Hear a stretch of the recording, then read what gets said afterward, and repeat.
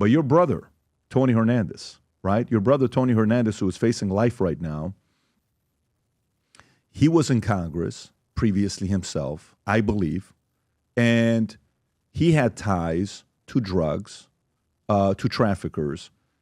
Even at one point, there was even the brick, because, you know, they would put the logo of the bricks on the bricks of cocaine that they would sell. Your brother's letters are on a brick of cocaine that says TH, similar to the Tommy Hilfiger logo, TH, which is Tony Hernandez. That's the brick right there, Rob. Yeah, that's what the brick looks like, TH, that says Tony Hernandez. I'm sure you've seen this before. And, you know, his link with a guy he used to do business with, because he had locations both in Colombia and in Honduras making cocaine, dealing with a guy named Rodolfo. I have his name, Rodolfo. Let me give the full name, because I want to make sure I get this correctly. I don't want to get this wrong. There was a witness. El Cinco, I believe his name was. No, El Rojo.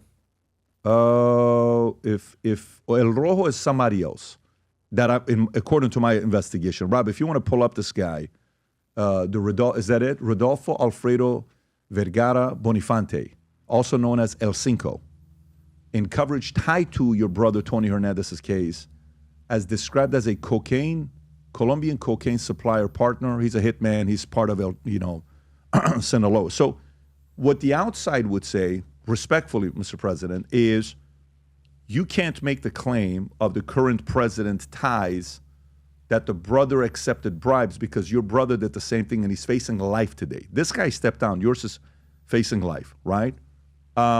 So to somebody that may say, I don't know if you can really make that argument, what would you say to somebody knowing your brother had ties to getting money and he's facing life today?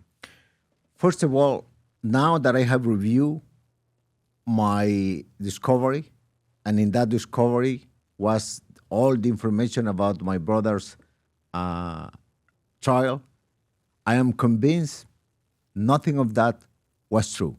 But I am going to tell you something else. Please. When I saw the style of life of my brother, he didn't have even a new car. He didn't have even money in his account. Everybody knew him in Honduras. He was an average guy, a very young guy.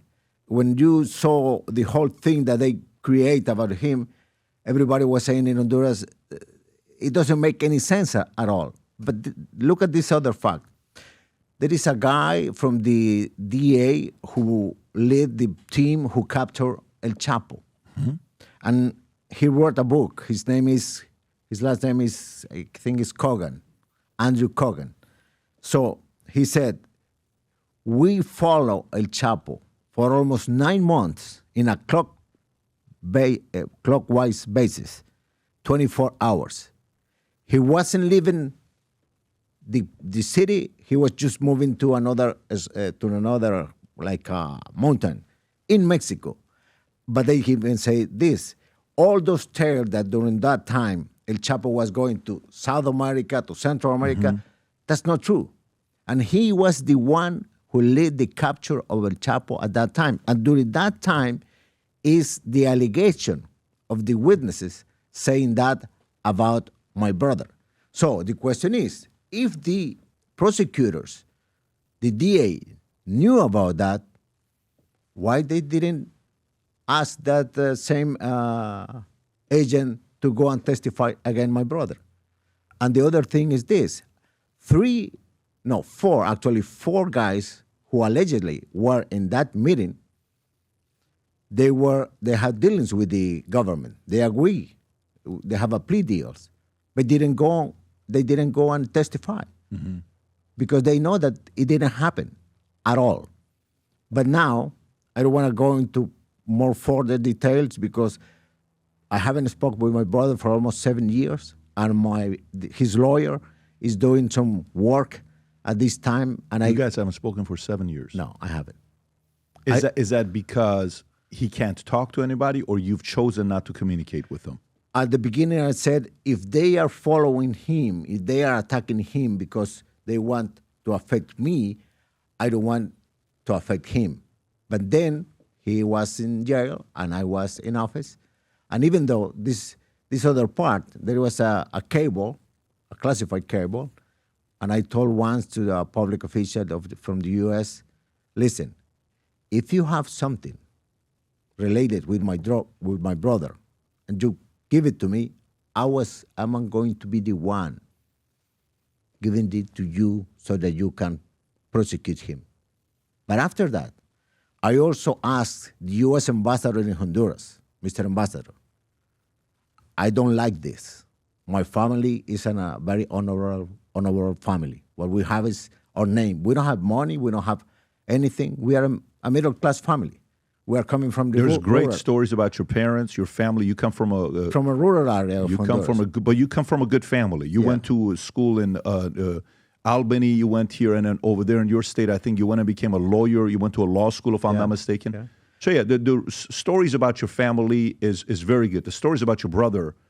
But listen, this is the point. I told the ambassador, can you ask the DOJ for a meeting so can my brother go and be interviewed and be interrogated by the DA, by the prosecutors?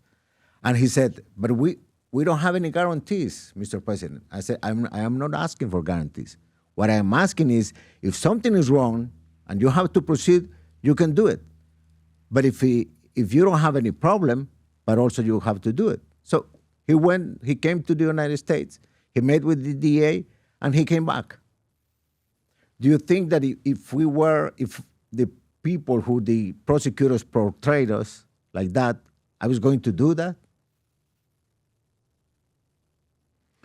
I don't know. I'm looking at the connection with your brother, because you said I said El Cinco, which is the Rodolfo guy we spoke about earlier, but there's also El Rojo, and that's Victor Hugo Diaz Morales, if I'm not mistaken, and he's the guy that has said that he's killed 18 people. I think one time he shot his girlfriend and even killed a little kid one time, little girl one time. A terrible guy. Terrible guy.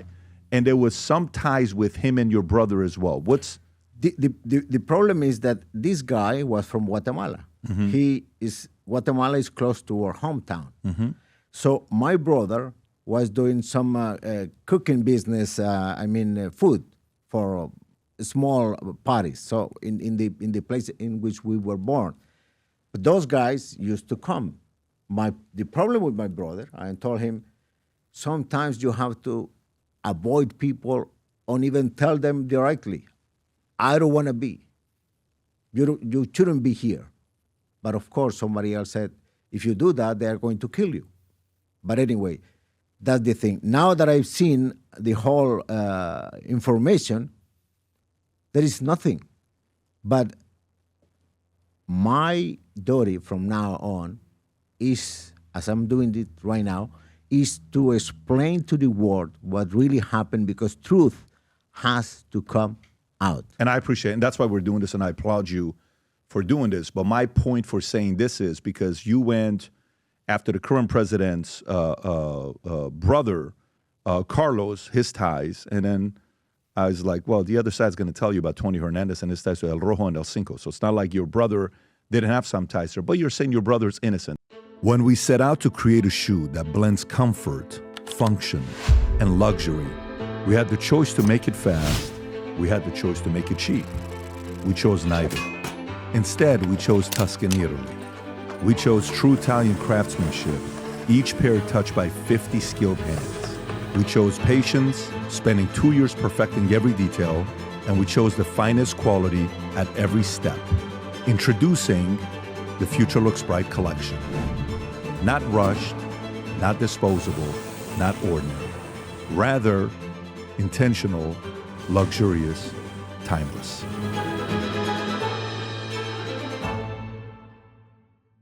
If you enjoyed this video, you want to watch more videos like this, click here. And if you want to watch the entire podcast, click here.